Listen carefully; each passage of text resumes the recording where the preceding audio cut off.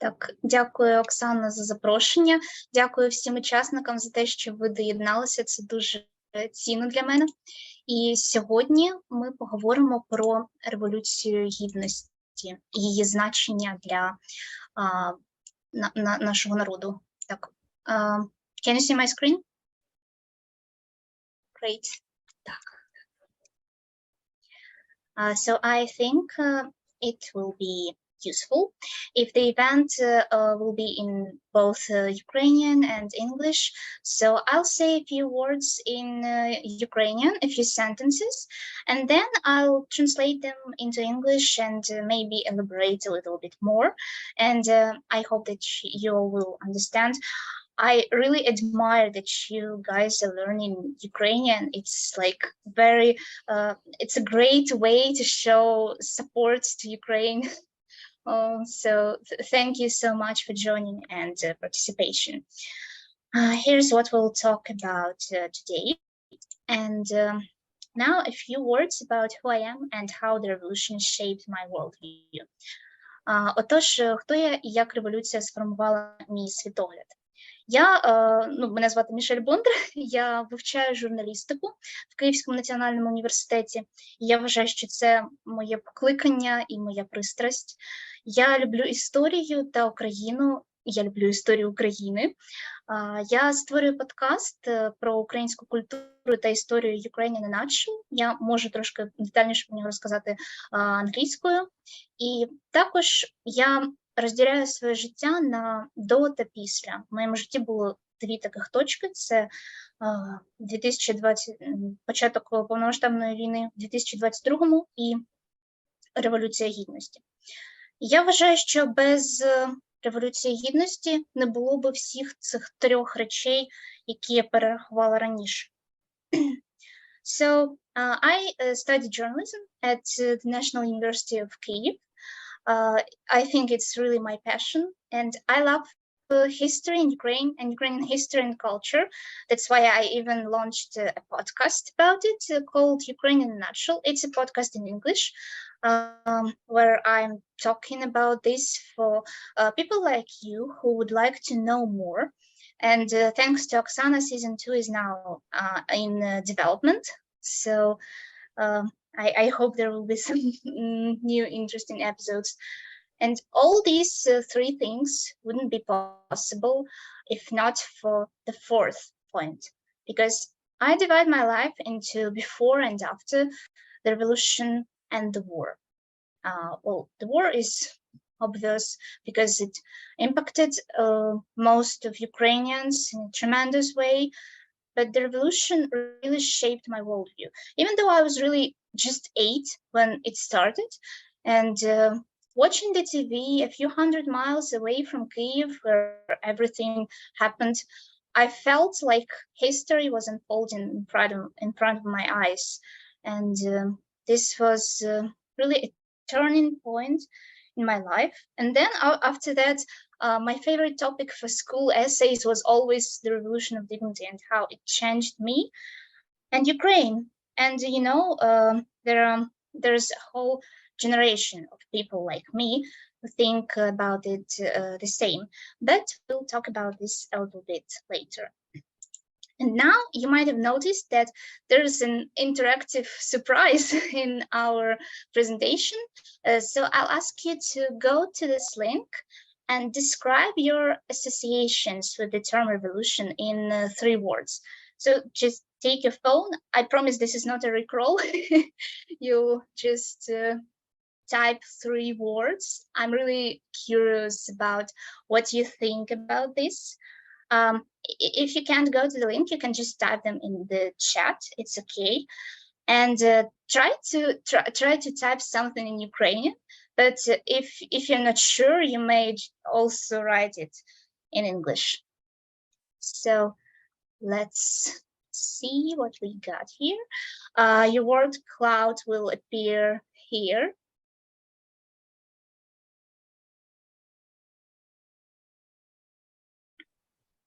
Do you think you could share the link, or it will not work that way? Well, I can, yeah, thank you for suggestion. I can copy the link and how can I access the chat?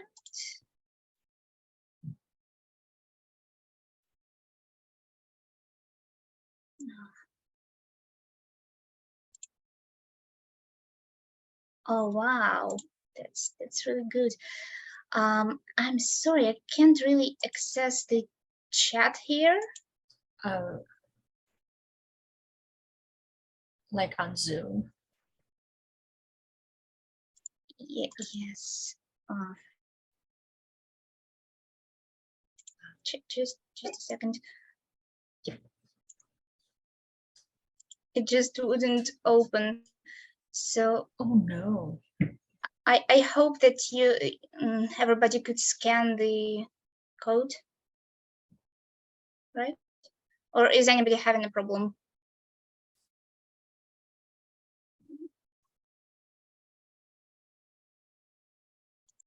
So let's see what we have here. Whoa. Okay. Wow, that's really cool. Really interesting. Yeah. Oh, bilingual word cloud. I like it. Yeah, that's really awesome.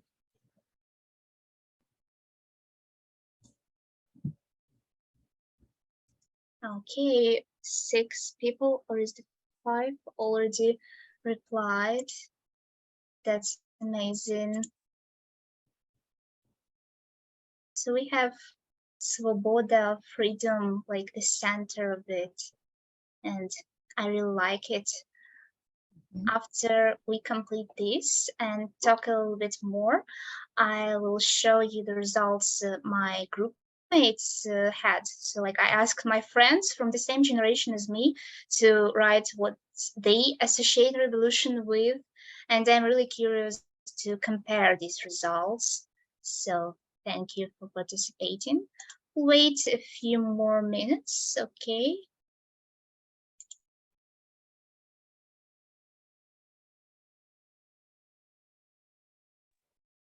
Отже, тут є навіть слово смуток, sadness.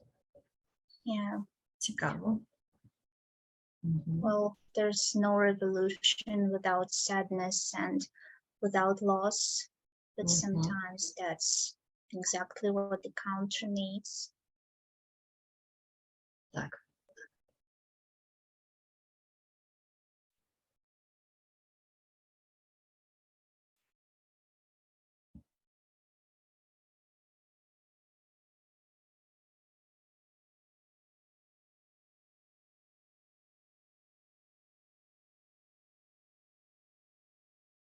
And I really like that there's незалежність because the revolution happened mainly on the Independence Square, на Майдані Незалежності. So it's really symbolic. And we defended our independence, if we can say like that.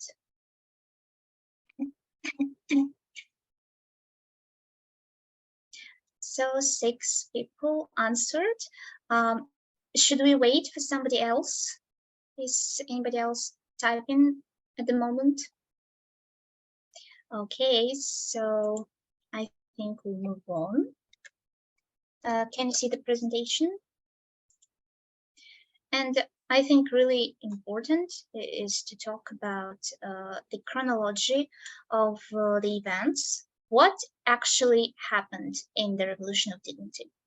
Отже, все почалося 21 листопада 2014 року, коли проросійський президент України на той час Янукович відмовився підписувати угоду про асоціацію з ЄС. Ця угода готувалася до підписання ще з 1998 року. І це був дуже важливий момент для України. І дуже багато українців хотіло приєднатися до Європи, тому що це те місце, куди ми ментально прямуємо. Але Янукович вирішив по-іншому, бо він був фактично проросійською маріонеткою і хотів прямувати далі до Росії. Це дуже обурило українців, популярні журналісти публікували в соцмережах дописи про те, що давайте зберемося на Майдані Незалежності сьогодні ввечері і покажемо уряду, що ми з цим не згодні. І таким чином 1500 людей зібралося, майже всі вони були студентами, і вони вірили, що якщо вони висловлять свою незгоду, то уряд до них прислухається, як це і має бути в демократичній країні. Але, на жаль, їхні надії розбилися об жорстоку реальність. So on the 21st of November 2013, everything started, and the reason for these first protests was that the pro-Russian government of Ukraine refused to sign the association agreement with the EU, European Union. Reuniting with Europe was a dream for most Ukrainians, and that was the path they wanted to follow. But the government, the puppet Russian government, practically refused to do that. This association with the EU has been we have been preparing for this since 1998. And everything this European dream was under threat. That's when the popular journalists wrote some posts in social media. Let's gather and show the government that we disagree for a peaceful protest on the main square of Ukraine, Maidan Nezalezhnosti. And that's when 1,500 Ukrainians, mainly students, gathered there. They believed that if they showed that they disagree with the government would listen to them. Their voices will be heard and taken into account. Unfortunately, that was not what happened.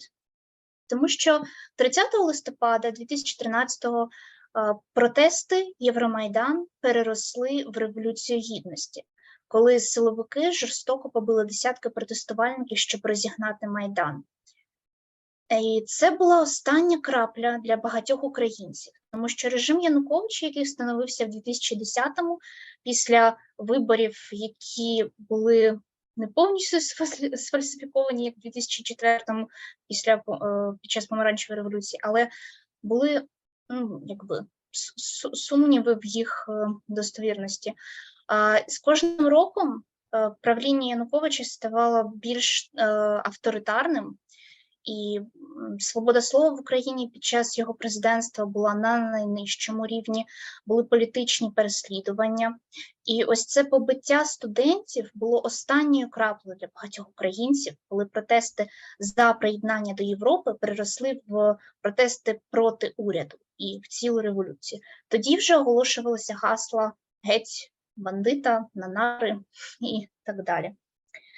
So the night from 29th of November to 30th of November was the night when everything changed, and the European protests, peaceful protests, became the revolution of dignity. When the security forces brutally beat dozens of protesters to disperse the Maidan. And this beating of practically college kids was the last straw for many Ukrainians. Yanukovych's regime came into power in 2010, and with each year of his rule, the regime grew more and more authoritarian because press freedom was at its lowest during his presidency.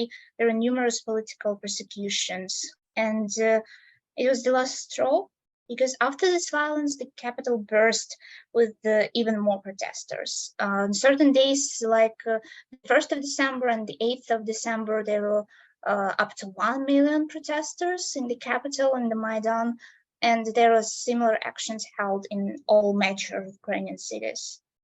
It was no longer only about the European Union. It was about anti-government. It was about the freedom of Ukraine. And after that, there were other attempts to disperse the protests, violent attempts, but the fire of the revolution was already unextinguishable. Були також інші спроби загасити це полум'я революції, але вони всі закінчились неуспішно. Я не буду переповідати всю історію Революції Гідності, бо про неї написали вже дуже багато книжок, дуже багато зняли фільмів. Просто зупинюся на таких драматичних, важливіших моментах. Отже, в кінці січня сталися вже перші травми та смерті протестувальників в сутичках із силовиками. Поліція, Беркут просто почали вбивати людей. Першими жертвами були Сергій Нігоян з Вірменії та Михайло Жизневський з Білорусі. І це доводить, що вони не були українцями за національністю, але вони віддали своє життя за ідею, яку вважали справедливою. І це заслуговує величезної поваги, і кожного року ми вшановуємо їхні жертви. So in late January, the police literally started murdering people. And the first victims of this confrontation were activist Serhiy Nihoyan from Armenia and Mikhail Zhizhnevsky from Belarus. And they were not even Ukrainians by nationality, but they gave their lives for an idea they considered just. And that is really, we really respect them for that and commemorate their memory every year. That's when European Union and the US started to talk about possible sanctions against Yanukovych's regime. Then the most dramatic events of the 18th and 22nd February 2014, when the revolution came to an end. Всі якісь такі події драматичні в Україні відбуваються в лютому, можна помітити, як і вторгнення 2022-го почалося саме в цьому місяці. Мабуть, це якийсь символізм є у цьому. Отже, за останні 3 дні революції понад майже 100 активістів були вбитими беркутівцями, поліцією, навіть просто снайперами. І ми вшановуємо цих жертв як Небесну Сотню.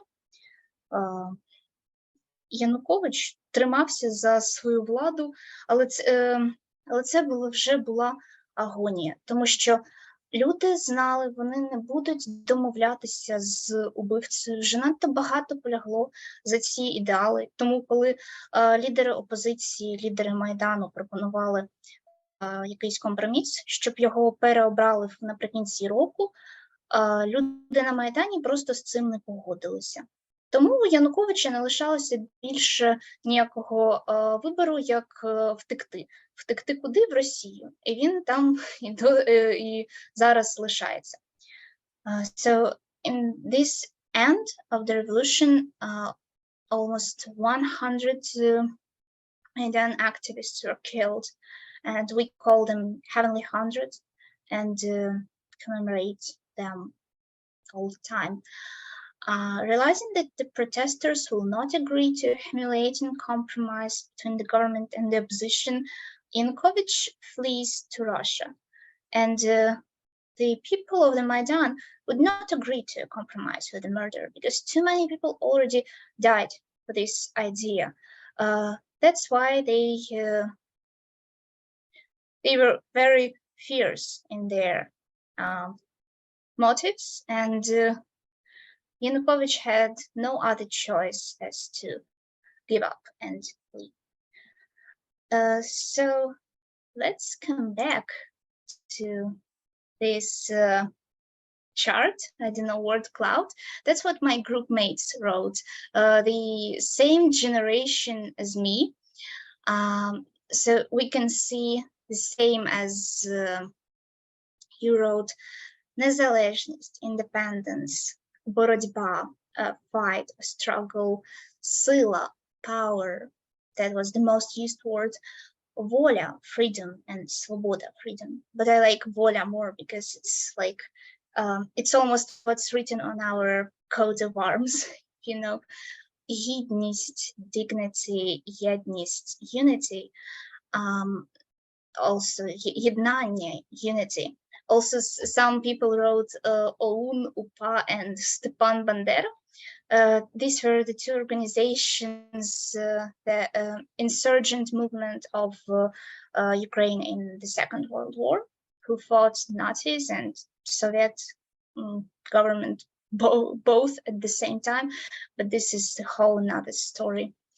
So we can compare the results here, and we got Svoboda both times. So that's how we can see how tremendously the Revolution of Dignity shaped the worldview of my generation, and how we all remember it and make our choices regarding these changes in our minds. For me, specifically because of the Revolution of Dignity, the values it represents, I've known for 10 months of the war when I stayed in Ukraine that my country will resist, my country will stand, and my country will eventually win. And now that I'm in the US, I'm still sure of that. And I think it's true for most Ukrainians too. I think that if not for the Euromaidan, Ukraine would not exist in the way it exists now.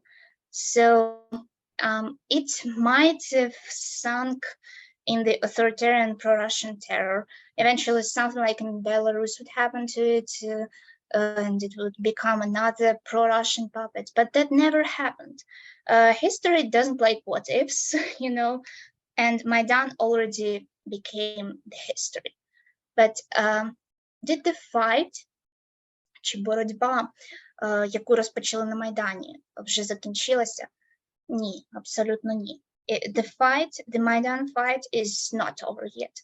I remember that on the 22nd of February, I was a little girl watching TV, and I saw how Yanukovych fled, and the revolution won. But I was like, is that everything over? I didn't even have the time to draw a flag and put up on my desk. І це все. Я навіть не мала час, щоб намалювати прапор і повісити у себе над столом.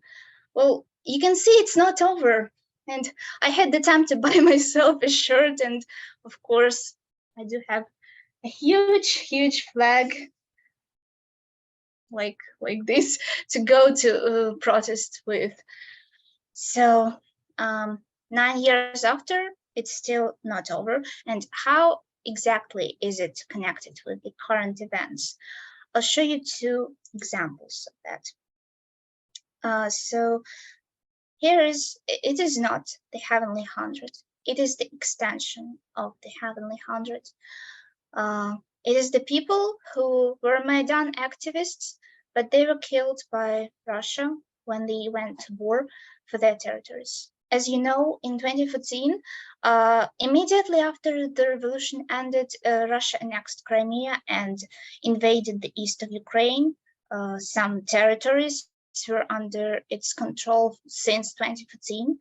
And these people, after Maidan, after defending their freedom against their government, went to defend their freedom against another country who invaded their home. So the ideals of the Maidan are still living among us. And I think that's really important. Ці люди загинули в боротьбі за свободу. Вже не на Майдані, а після того, як він закінчився, і після того, як вони відправилися захищати свою країну, свій дім від загарбників. І про це дуже важливо пам'ятати. And here's another photo that I've been crying over for over an hour.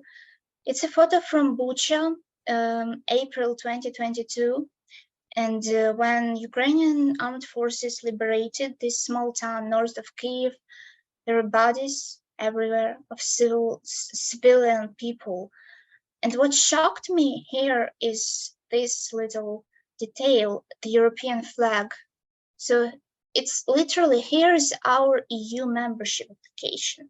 On the third or fourth day, I don't remember exactly, Ukraine applied for membership after the association was signed in 2014. And it was a long process, but now Ukraine is a candidate state for EU membership. And these keys show that European values in every Ukrainian soul. We're all for uniting with Europe, and that is very important to remember which values we're fighting for and which values we're defending. Отже, ми відстояли демократію та свої цінності тоді, і робимо це зараз, як ми бачимо навіть з цим фотоприкладом. Але скільки українців ще загине за це? Риторичне питання, яке я ставлю собі майже щодня. We stood up for democracy, and we keep doing it now, like in this example. But how many more Ukrainians have to die for it? I hope that the war will be over, the victory soon, and it will all be over, and nobody will have to die for this. And another thing I wanted to talk a little bit about is disinformation that surrounds Ukrainian revolution. There are a lot of fakes, and they have been circulating in Russian propaganda ever since the beginning of the revolution. I remember the Russians were screaming on their state TV that Ukraine is betraying us by joining the European Union. It can't be. And I hated that. And it's still on the web, all these narratives. The most popular narrative is that the events of 2013-14 were a coup d'etat, and the current government in Ukraine is illegitimate. Well, it can be debunked in literally 2 sentences, because Yanukovych fled Ukraine and thereby removed himself his duties until legal elections were performed by the Speaker of the Parliament, which is provided for by the Constitution. So there was no question that there was a rightful revolution, if you can say like that, because the election that was held in May 2014 was absolutely normal, like the election in a democratic country. Ukrainians had a wide choice of candidates with they chose from, and the president they chose was elected absolutely legally. And after that, in 2019, they elected Zelensky on a legal basis. So there's no sense in saying that Ukrainian government is illegitimate, because we defend democracy. That's what the revolution was about. And if we had some illegitimate government, it would make absolutely no sense. So, and the last thing I'd like to tell you about is the sources for further reading or watching in this case. So here's a really good documentary about Ukrainian revolution. It's called Winter on Fire, and it's available on Netflix and YouTube. So you can see it has some awards, so it's really good. It's not a subjective opinion. I watched it and I relived all these events myself, as if I was on the Maidan at that time. And it is a deep and sensitive look into the events of that winter. It has stories, it has a lot of documentary videos, how everything happened, and it's really useful to watch. Of course, it has English subtitles, and it's in Ukrainian and Russian, because some people do still speak Russian, and they did spoke Russian at the time of filming this documentary. So it's good both for improving your Ukrainian and learning about this history. There's another documentary that was awarded a few times, All Things Ablaze. I haven't watched the whole thing, only like the extracts, but as far as I understand, it doesn't have the background voice and a lot of words at all. So it's like just the videos, just the photos. And you should watch it after you know some context, so you understand what's happening. And when they do say something, it also has English subtitles. It's available on YouTube and Amazon. And here's one book, the first book in English to be published about Euromaidan. And it consists of photos and commentary both of the activists, the participants of the events, and some Ukrainian experts. It's really useful, I think, to read. So thank you for your attention and your participation in this event. I'm really grateful that you're interested in this, you want to learn more. And if you want to talk about Ukraine, have a story to tell, or want to ask questions about Ukraine, you're very welcome to be my podcast guest for season 2. You can find it on my link tree, which is here. And also there's like my Instagram if you'd like to contact me in any way. Thank you so much. Now you're very welcome to ask questions. I would start if you do not mind. Well, first of all, thank you for the presentation. It was really amazing. I wanted to clarify, when did Elon Musk write that? Right after the revolution, or when did he say that? Okay, so he didn't write it after the revolution. Maybe it was just a little bit misleading from me to talk about the fakes right after the revolution. It was really recent, like a few days ago. Right. He wrote this tweet, and it was a reply to some article of an American professor about how this revolution was the last straw for Putin to invade Ukraine, which is also absurd because how can internal affairs of some country be a trigger for you to invade it? And that's what Elon wrote, and he is known for his dubious tweets about Ukraine. I think he would better just stick to technology and stuff. And Mikhailo Podolyak, the advisor of Ukrainian president, advised now Elon not to read Russian newspapers and watch Russian TV, and just not write such stuff. So yeah, it was really recent. That's why I included it. Yeah, thank you anyway for that. Okay, well, I have another question.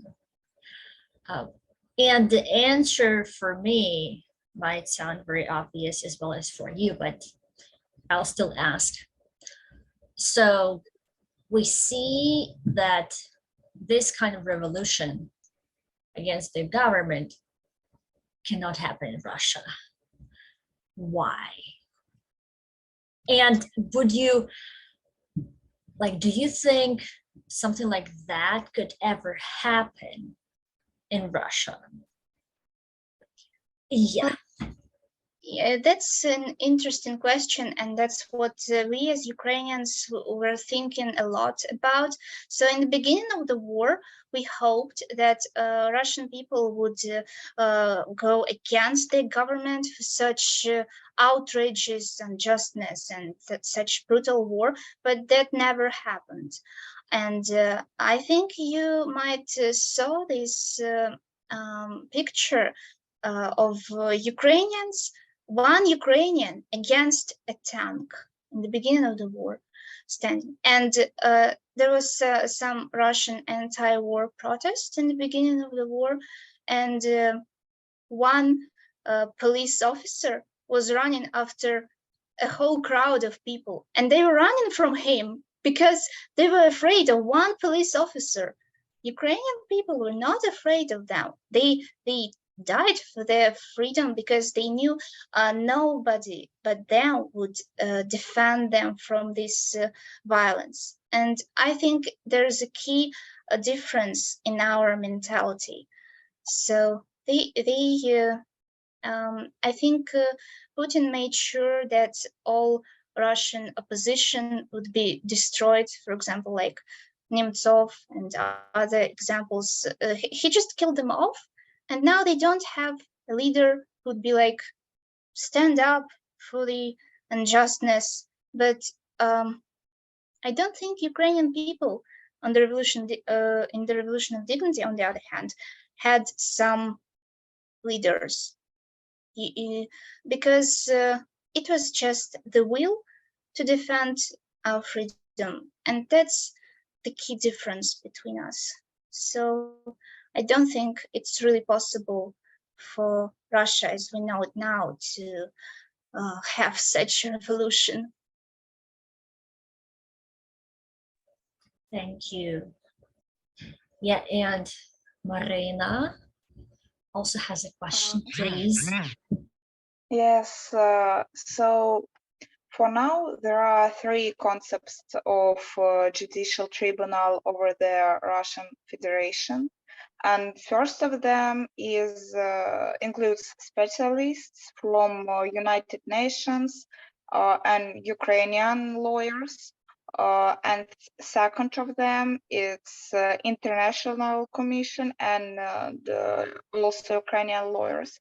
So these two types of tribunals, they may operate under the international law, but also there is the third concept of judicial tribunal over the Russian Federation. It's Ukrainian tribunal that operates under Ukrainian laws. So how do you think, which concept is the most effective, maybe the most rightful? Well, Which of them, which no, of them can prevent the next war, Ukrainian-Russian? I think that international organizations should cooperate with Ukrainian ones to make sure, really, you're right, so that nothing like this war would happen in the future. And it would be really important that there would be no compromise, like in the Revolution of Dignity, there would be no compromise with the murderers. And all these heavy sanctions that Russia has now will remain in power for at least some time, for them not to recover their military and not to attack again while Ukraine is only rebuilding its resources. So thank you for this question. I can see that you took your profile picture in front of Taras Shevchenko National University, the law student corpus. So Yes, yeah, such a thank you. professional question. Thank you.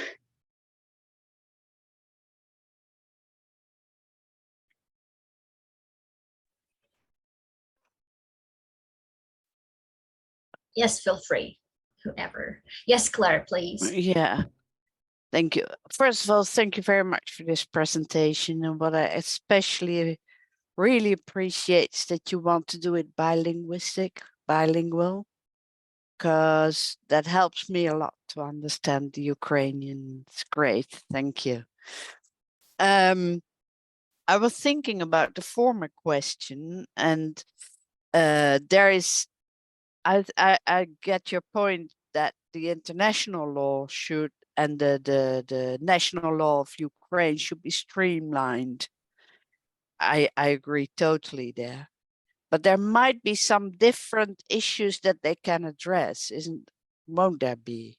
Like Russia has violated all kind of international agreements and the recognition of Ukraine, of Ukrainian borders that Putin signed twice for. And that's a violation of international law, as much as the Ukrainian law is violated. So I guess the two can complement each other also. International tribunals and a national one in Ukraine. Well, I tend to compare the tribunal that is that will be after Russian government and the tribunal that was that were the Nazi war crime committers were put under the Nuremberg process. So they did violate all international laws, and they were punished eventually under the international laws. So I think that to be punished effectively, Russia has to be defeated. So there is no reason for, and that's why there's no reason for peace talks now, because it would mean that it would attack anytime soon after recovering its military system. And I think the international law, like in your question, will be effective only in this case when we follow the pattern of World War II. Unfortunately, even after never again signs, it happened again, and we will get the deja vu even in the judicial process, I think. Yeah, I wouldn't want in any way to suggest that there should be peace talks, because they need to be just get out, and after that we'll see. But there's one thing that makes the case for Ukraine much stronger than the Nuremberg tribunals, and that's the fact that the Nuremberg tribunals, the laws that the Nazis were supposed to have violated, weren't at the moment of the violation there. There was a lot of discussion then. Are you with me, or? Yes, And yes. that discussion won't be there now with Ukraine. Ukraine has a way stronger position than with the Nazis, I think. But we can learn Yes, a lot. Yeah. and a lot of Ukrainian organizations are already collecting the evidence of the war crimes so that no Yeah. one would be forgotten and everything would be taken into account. Yeah, that's done beautifully. I've seen the lists. Yeah, great. Thank you, Claire. And Mariana is, yes, please. Дуже дякую. Я буду говорити по-англійському, це краще для мене. Just, do you find that people who come from countries like, the fact that Ukraine's national anthem, basically the title is Ukraine has not yet perished. Like a lot of national anthems are about triumph, achievement, and everything. Like the Ukrainian national anthem is really about a unrealized hope, mostly because there's been centuries of persecution. But if you look at country like Canada, like US tried to, take over Canada in 1812, they weren't successful.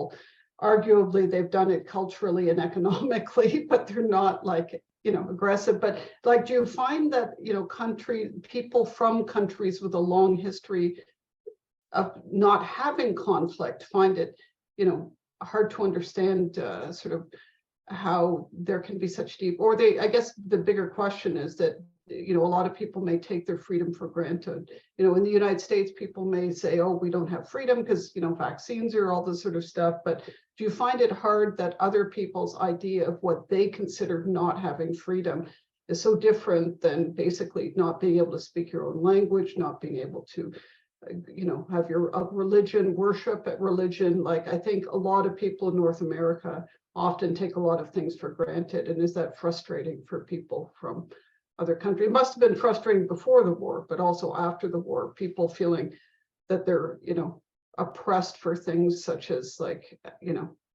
public health measures and things like that. Or, is it? I know it's an odd question, but I guess it comes down to, I think a lot of people take freedom for granted because they've never had to fight for it. And Yes, thank you for your comment. And I really think there's this difference in mentality between Ukrainian people and, like you said, North American people and European people.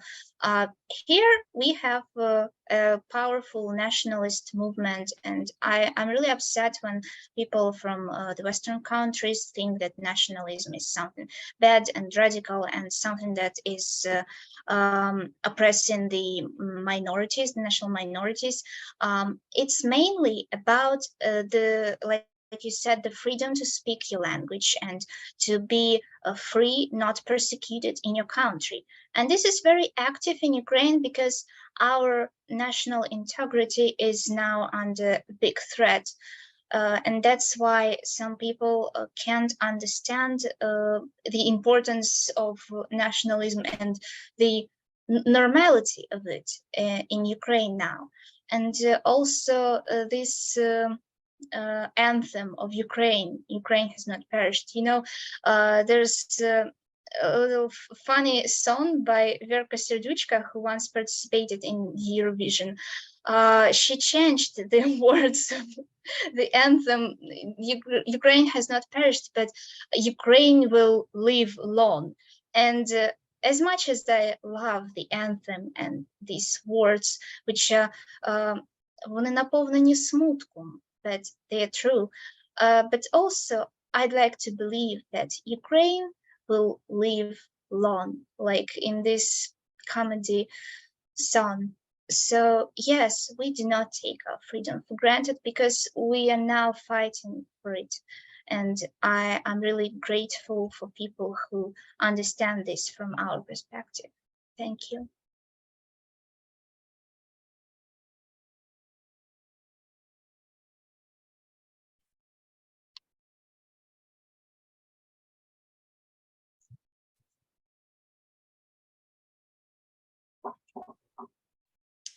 Okay, any more questions? Any comments? Anything? Yes, thank you, Mariana, for your comment in the chat.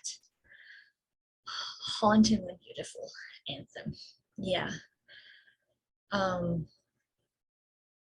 Yeah, I have a strong feeling that Ukraine is fighting our fight, is fighting for our values.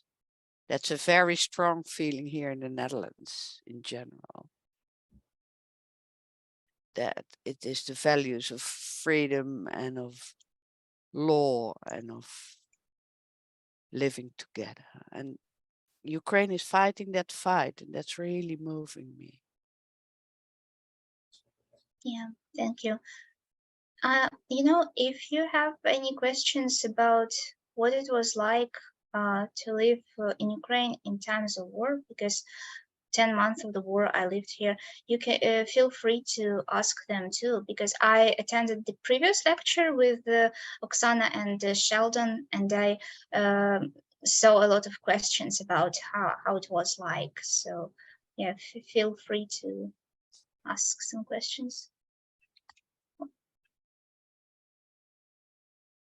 It's even worth a separate event, you know, to talk about that. So there's a lot to say. Yeah.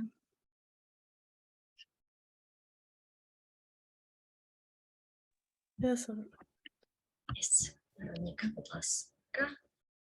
Sure. So maybe you said, but I forgot. Where in Ukraine were you during the war when it started? I was in Dnipro the first like most of the time, and it's the city in the east of Ukraine. And you know, in 2014 there were even attempts to install some separatist government like in Donetsk and Luhansk, but thank God it never happened. So Dnipro was relatively safe compared to the front lines, but it was like 100 kilometers close to the closest front line.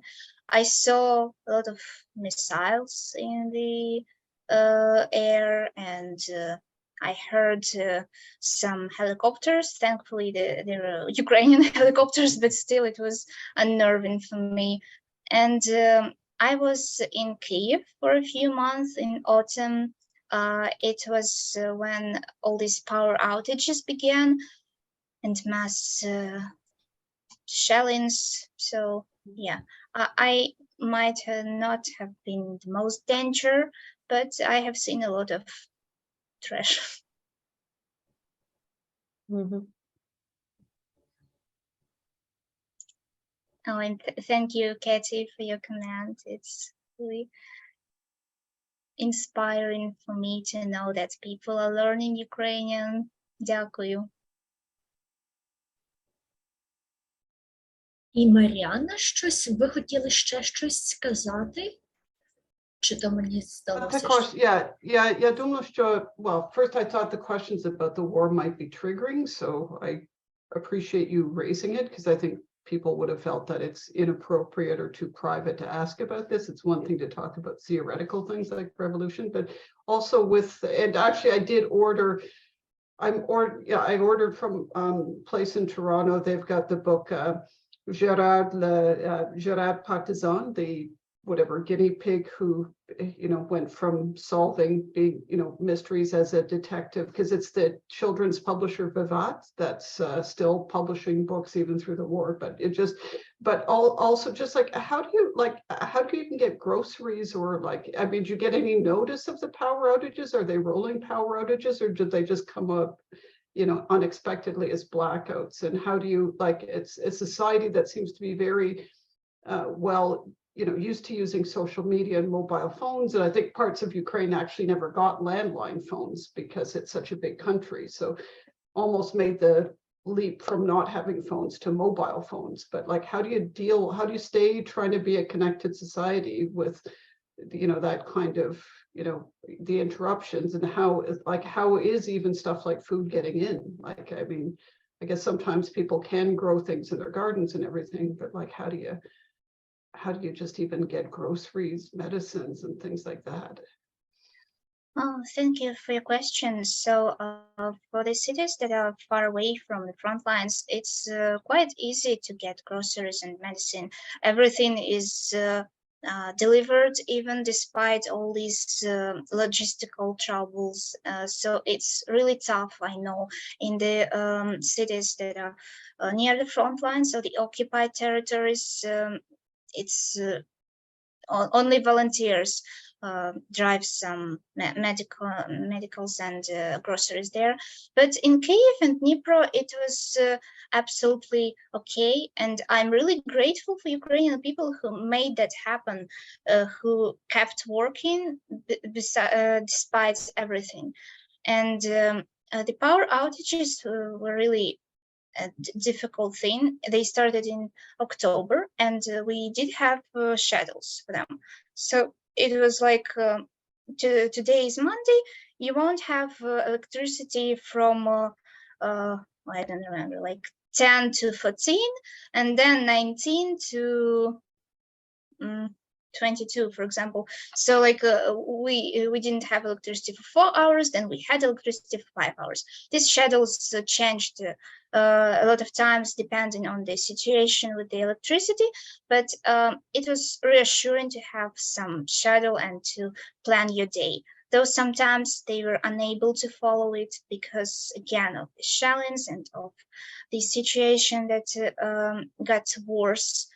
And you know, this power of Ukrainians is so inspiring and amazing that despite everything, they made this system working, the system of basic things like groceries and medications and electricity. And we even stayed connected in the universities. So I have the online education now, as we all do, because of the danger level. And even in the times of power outages, we managed to have classes, have online classes. Everybody who could joined.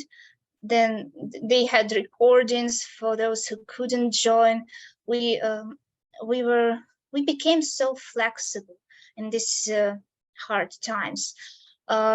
We learned to support each other, and we learned to make everything possible.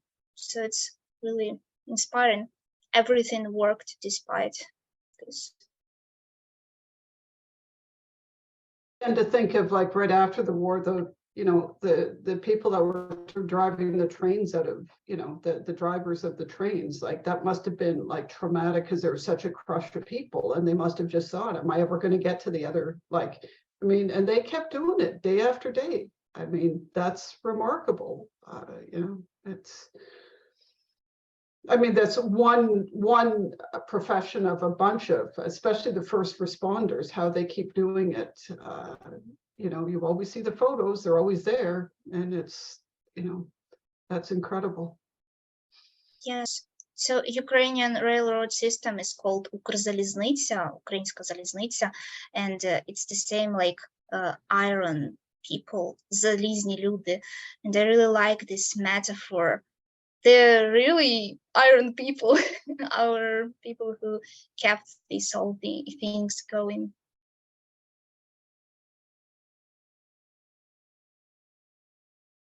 Дуже дякую. Я мушу йти. Я дуже приємно познайомитися ще і дуже раді для інформації. До побачення, до зустрічі. Дякую вам, до зустрічі. Тримайте.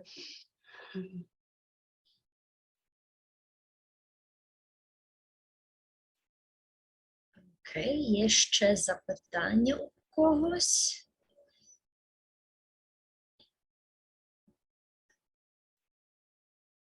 Наче нема. Так, я зараз записую цю подію, тому я її опублікую, і ви зможете подивитися ще раз, або показати комусь, або просто знати, що вона є, що запис є. І я дуже хочу подякувати тобі, Мішель, за таку дуже класну презентацію. Було дуже цікаво. Мені дуже сподобалося. І дуже дякую всім, хто сьогодні прийшли, хто підтримали нас і підтримують Україну і хочуть знати більше. І для нас це велика честь ділитися з вами про Україну. Так, дуже дякую тобі, Мішель. Так, дякую всім, хто приєднався. Це дуже цінно для мене. Я сподіваюся, ми ще побачимося ще на якихось подіях. І з тими, хто присутній сьогодні, і з тобою, Мішель. Тому я не прощаюся ні з ким. Так, чудово. Отже. Дякую. Дуже дякую. Так, дуже дякую. До побачення. До побачення. Всім гарного вечора чи гарного дня. І до зустрічі. Дякую. Так. Дякую. Так, До до зустрічі. побачення. Па-па, бувай. Бувайте.